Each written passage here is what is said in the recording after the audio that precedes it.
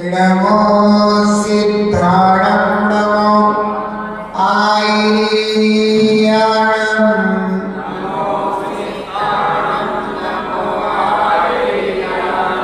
नमो उवत्सायाणं नमो लोहि सौसागुणम्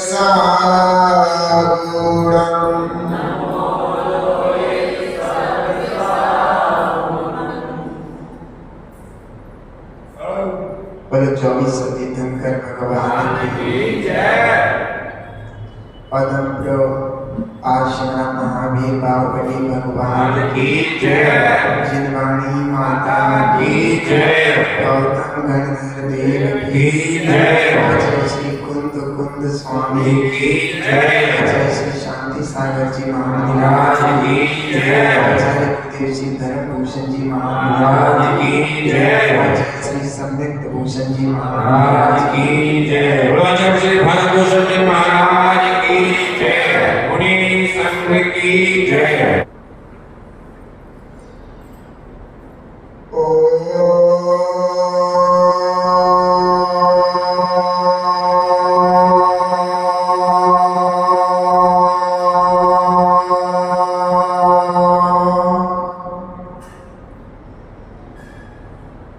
भव्य आत्मा परम गुरु तीर्थंकर भगवान ने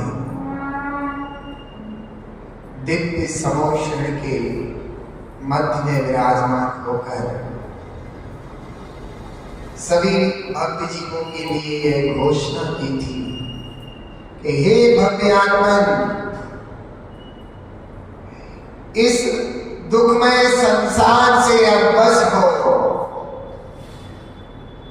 ये संसार भक्त जीवों के लिए नहीं है। यह संसार बड़ा दुखरूप है, इसलिए तुम अपने आत्महित के लिए यथार्थ बात को सुनो। जो राग देश मोह भाव विकार हैं, ये तुम्हारे अपने नहीं है। ये नवीन पाप कर्मों का वर्णन करा करके तुम्हें संसार का कारण बनाते हैं। हे आत्मन, अब अपने निज स्वभाव की ओर निहारो।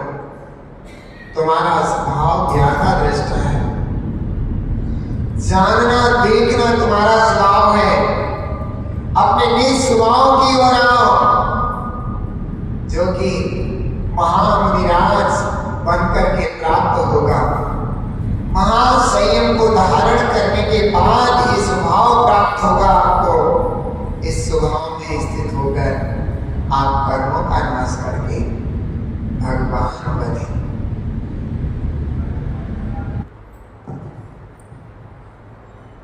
पूज्य गुरुदेव के चरणों में कोटि कोटि नमन। पूज्य गुरुदेव, हम जब स्वाध्याय करते हैं तो दो शब्द हमारे बार बार पढ़ने में आते हैं, एक स्याद्वाद और एक समीची। कृपया इनका अर्थ हमें समझाने की कृपा करें। नमोस्तु गुरुदेव, नमोस्तु गुरुदेव, नमोस्तु। बहुत अच्छी बात है आपकी, अच्छा प्रश्न है। हम सभी इस चीज को बहुत अच्छे से समझ सकते हैं। स्याद्वाद, समीची, दो पूछा, एक और है अनेकांत। आप ध्यान देना, ये शब्द कठिन है, लेकिन इनके अंदर छिपा हुआ रहस्य बहुत ही सरल है।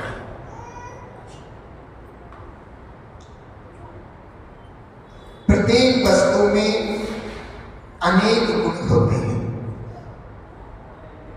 और उन अनेक गुण या स्वभावों का होना अनेकांत कहलाता है। जैसे दूध है, दूध में एक गुण है सफेद पना, व्हाइट, सफेद पना, और एक गुण है स्निग्धता, स्निग्धता, चिकनाइट। और एक गुण है मिठास, मीठा, मधुरपना। ऐसे ही दूध में एक नहीं अनेक गुण धर्म हो गए। इन्हीं गुण धर्मों को, अनेक गुण धर्मों को एक दूध में स्वीकार करना अनेकांत होता है। अनेक प्लस अंत, अनेक गुण या धर्म। अंत माने होता है धर्म, गुण, स्वभाव। एक ही वस्तु एक ही गुण धर्म वाली नहीं है, अनेक गुण धर्म वाली है। ऐसा मानना, ऐसा श्रद्धान करने का नाम है अनेकांत। आप सभी ध्यान देखें, मैं फिर बता रहा हूं। जैसे ये पिच्छिका है, इस पिच्छिका में अनेक गुण धर्म है। पहला, ये बहुत कोमल होती है। दूसरा, ये देखने में सुंदर लगती है। तीसरा, बहुत हल्की होती है। चौथा, पसीने को गिलेम नहीं करती आदि। अब किसमें अनेक गुण धर्म हो गए ना।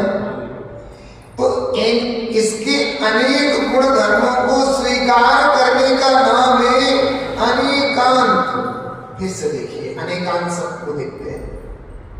अन एक अंत, नहीं है एक स्वभाव, नहीं है एक धर्म जिसका, नहीं है एक गुण जिसका। यानी कि एक नहीं है तो कितने हैं? अनेक। समझ में आ रहा है? तो वस्तु, प्रत्येक वस्तु अनेक धर्मात्मक है। प्रत्येक वस्तु को अनेक धर्मात्मक स्वीकार करना ही अनेकांत है। बस अब जैसे एक उदाहरण और, आपको अच्छा लग रहा है सबको? अब एक और उदाहरण। एक व्यक्ति पिता भी है, व्यक्ति भी है, मौसा भी है, नाना भी है, चाचा भी है, ताऊ है नहीं? एक ही व्यक्ति। वो अनेक धर्मात्मक है।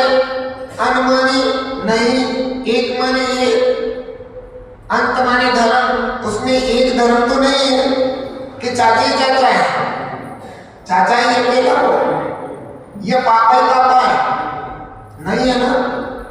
या फिर वह नाना ही है, नहीं है ना।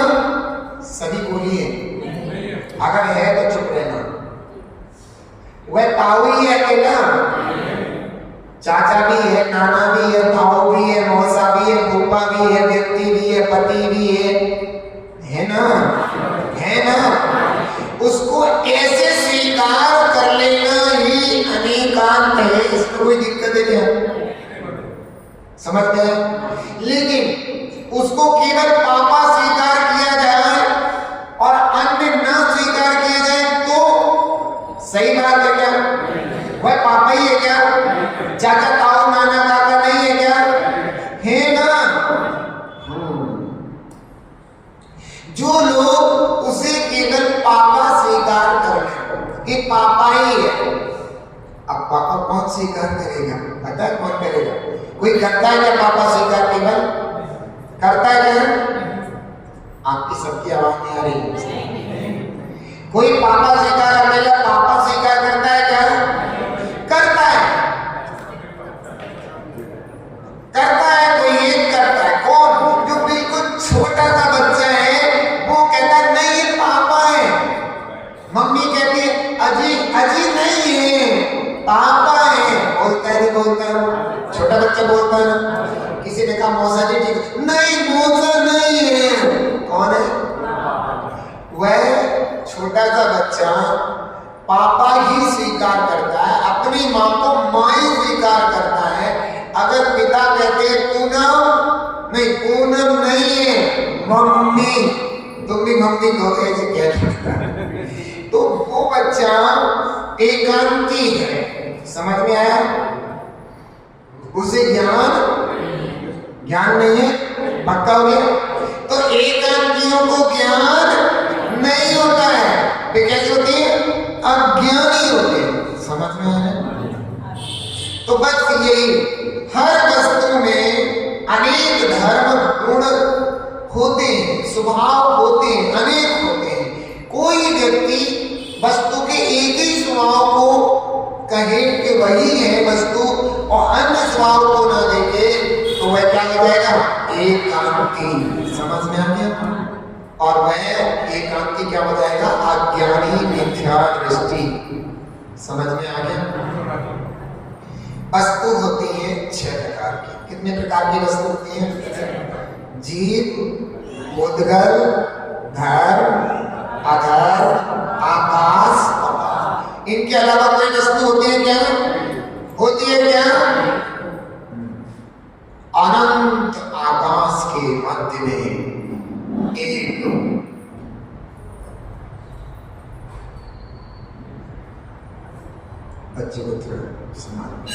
अनंत आकाश के मध्य में एक 14 राजू उतंग एक लोक है। वह लोक 6 द्रव्यों से बना हुआ है। कौन कौन से?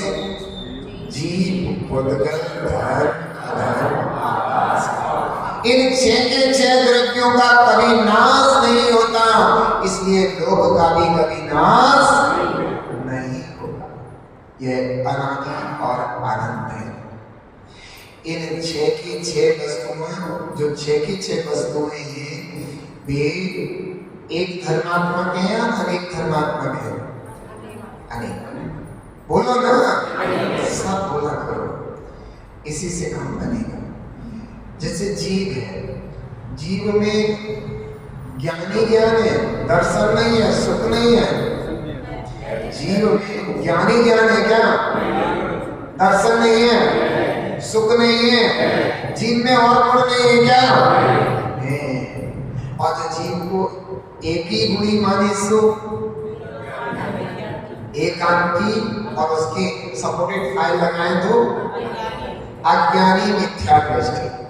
जो वस्तु अनंत धर्मात्मक वस्तु को अनंत धर्मात्मक ना मान करके एक ही धर्मात्मक माने, वह एकांती, मिथ्या दृष्टि, अज्ञानी जीव है। पहले बताओ, एकांत अनेकांत समझ में आया नहीं? सबको आ गया? ऐसे जीव है, मुद्गल है, धर्म है, अधर्म है, आकाश है, काल है। अब देखो, अब मैं एक चीज और लेकर एकांत और अनेकांत में ध्यान देना, बुद्धि को लगाना, ज्यादा कठिन बात नहीं है, बहुत सरल है। एक क्या है? पुस्तक धार्मिक भी हो सकती है। एक क्या है? पुस्तक है ना? बहुत अच्छा। एक पक्ष हुआ पुस्तक, एक धर्म हुआ, इसका क्या हुआ? पुस्तक।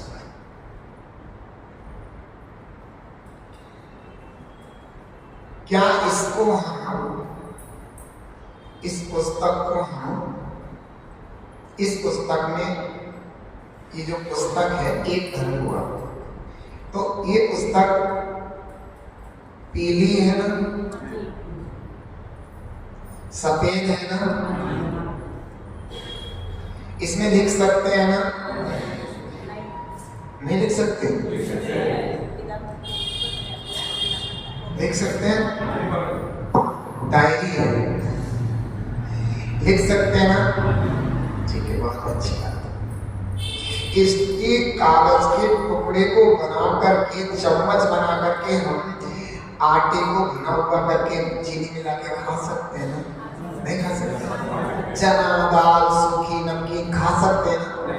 नहीं खा सकते? एक सामान्य पुस्तक के रूप में बात कर रहा हूं, खा सकते हैं? खाते हैं ना? अब मैं आपसे पूछना चाहता हूं, पुस्तक एक धर्म, हमने पुस्तक के एक, यानी कि अभी मैंने कहा एक पुस्तक है, ऐसा मैंने भेद नहीं दिया। अभेद पुस्तक, जिसके भेद नहीं किया, एक पुस्तक मात्र का। अब मैंने भेद दिया, इसका ये भी होता है, ये भी होता है, इसका ये भी कर सकते हैं, वैसे भी कर सकते हैं, ऐसा भी कर सकते हैं, ऐसे भी। कभी कभी गुस्सा आती है लोगों को, तो क्या करते हैं? करते हैं ना? नहीं करते? अरे करते नहीं क्या? तो ये हथियार भी करते हैं।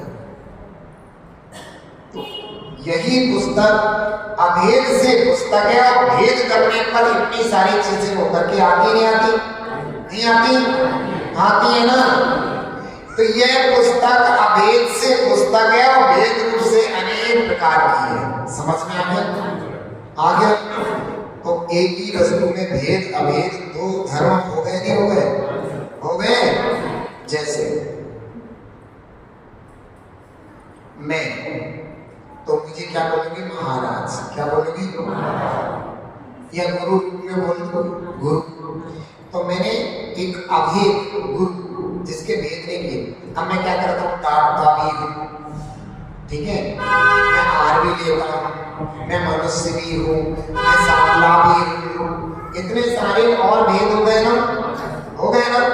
तो मैं भेद रूप भी हूँ और अभेद रूप भी हूँ। अभेद से मैं गुरु हूँ, तो भेद से मैं अनेक प्रकार से भी हूँ। समझ में आ रहा?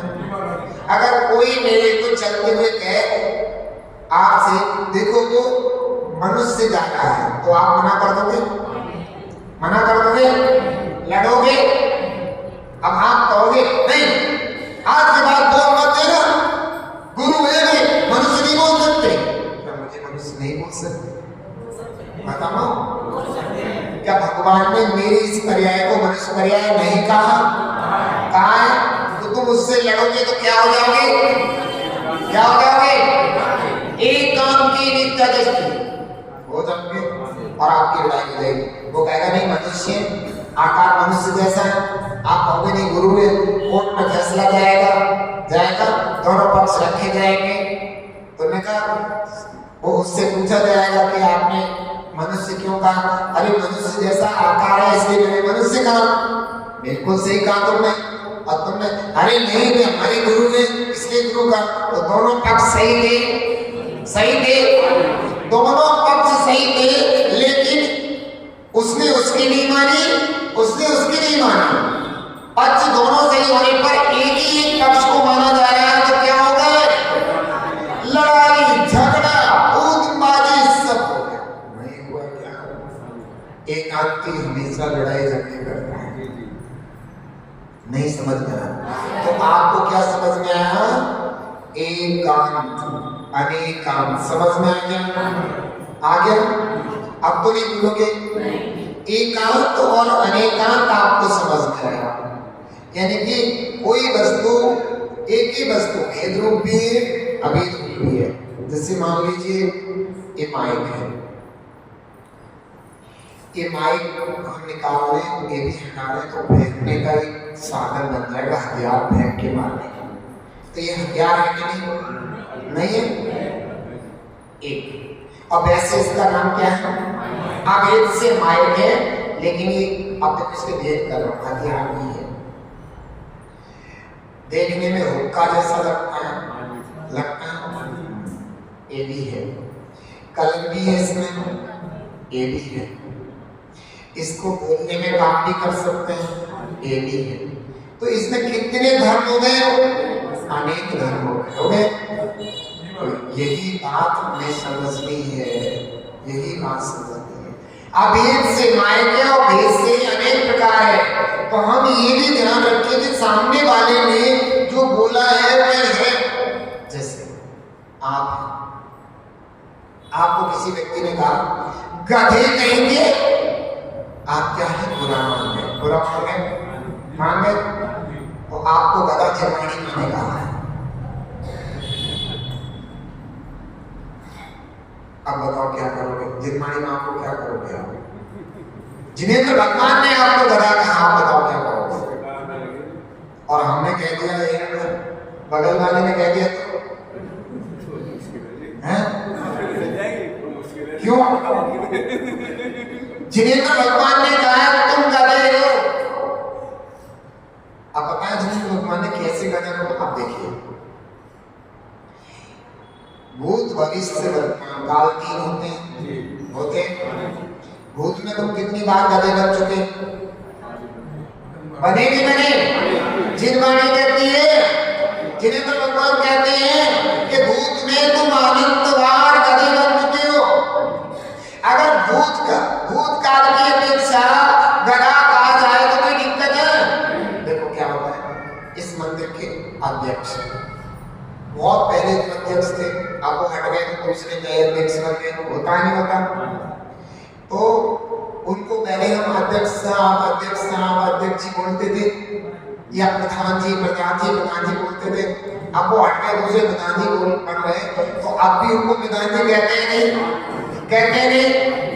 क्या गुनाह है? क्या गलत है? क्या नहीं, क्योंकि भूतपूर्व पहले वो प्रधान जी थे इस अपेक्षा से, तो भूत की अपेक्षा को प्रधान जी कहना गलत बात नहीं है।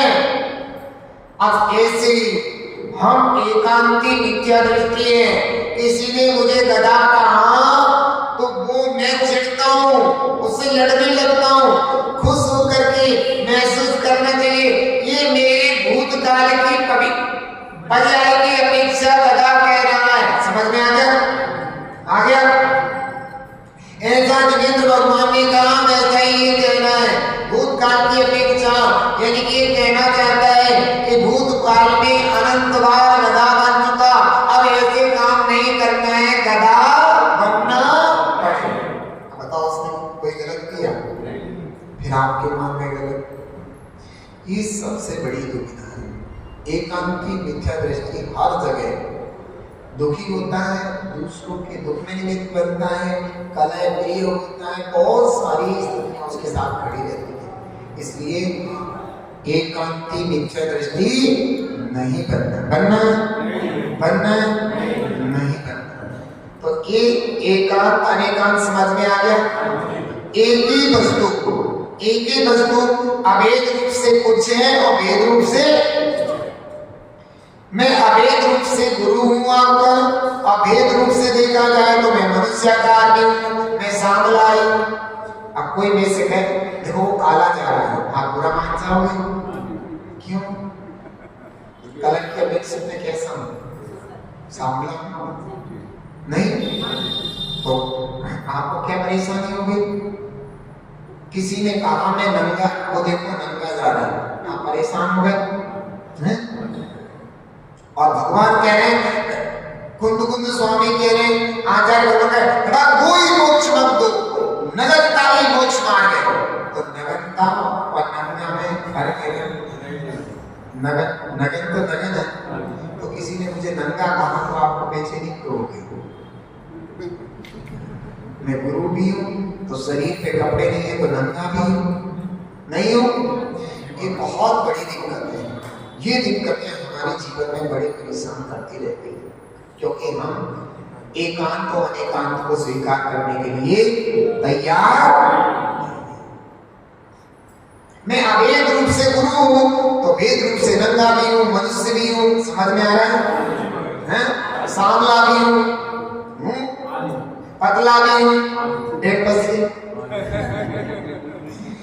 इतने सारे धर्म मेरे अंदर विद्यमान है। जिस वक्त नंगा कहा जाए उस समय बाकी के धर्म गौण हो जाते हैं और नंगा धर्म मुख्य हो जाता है, और जिस वक्त गुरु से कहा जाए तो बाकी के धर्म गौण हो जाते हैं, गुरु मुख्य हो जाता है। इस तरीके से गौण और मुख्य चलता रहता है। जब जो धर्म सारे, ऐसा नहीं है कि धर्म एक धर्म है तो बाकी धर्म को नष्ट कर दिया जाए, उस समय कहा नहीं जा सकता, लेकिन धर्म तो मौजूद है। दूध देखो वो व्हाइट चीज लेके आओ, अगर ऐसा कोई कहे तो दूध की चिकनाई खत्म हो जाएगी, है मिठास खत्म हो जाएगा, बताओ। तो वह जो जब कही जाती है कोई चीज तो वह मुख्य होता है, बाकी गुण होते हैं, लेकिन होते समय होते नहीं होते, एक ही समय में सब चीज होती है। इसको कहते हैं वस्तु में अनेक धर्म होते हैं। इस बात को स्वीकार करने का नाम क्या? सभी बोले, लेडीज नहीं समझ सकता। वस्तु में अनेक धर्म होते हैं, इसका नाम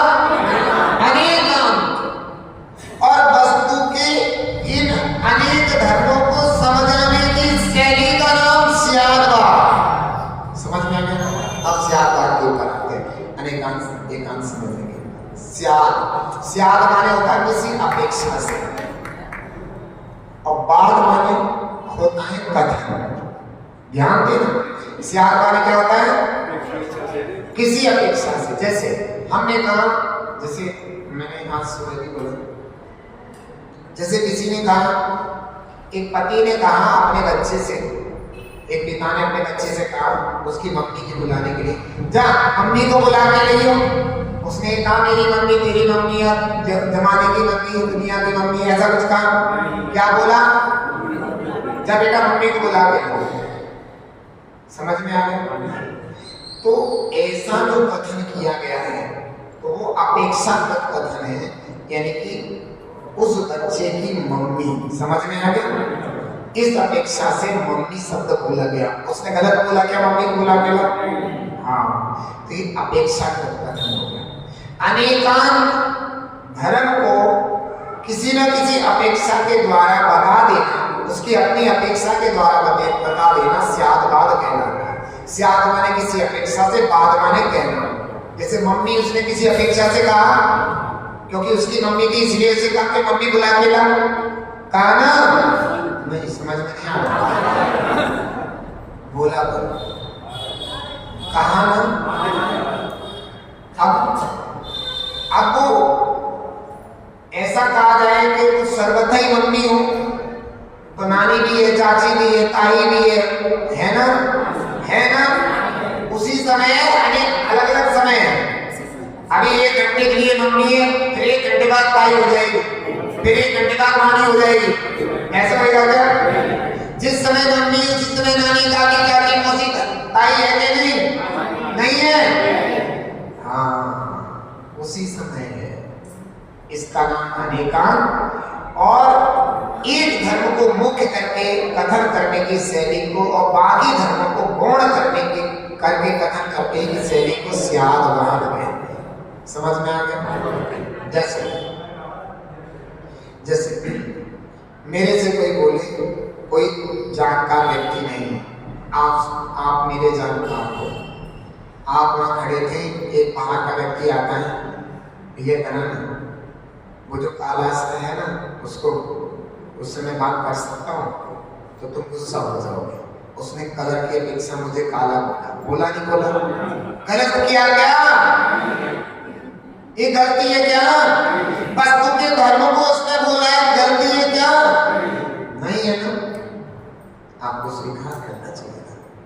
ठीक है, मैं अभी काले से पूछ लेता हूँ और आपको बता देता हूँ। यही बात है।